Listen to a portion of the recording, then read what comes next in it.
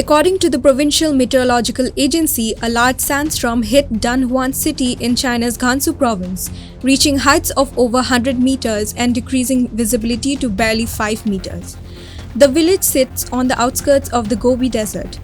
The sandstorm, which hit about 3 p.m. on Monday, made driving hazardous. Due to limited visibility, local police were obliged to shut key highways and urge traffic to off expressways.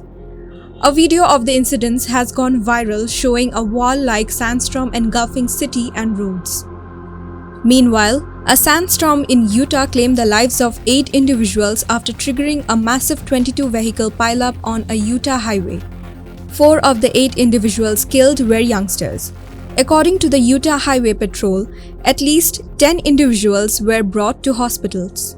3 of them were in serious condition. Accident victims were transported by ground and air ambulances.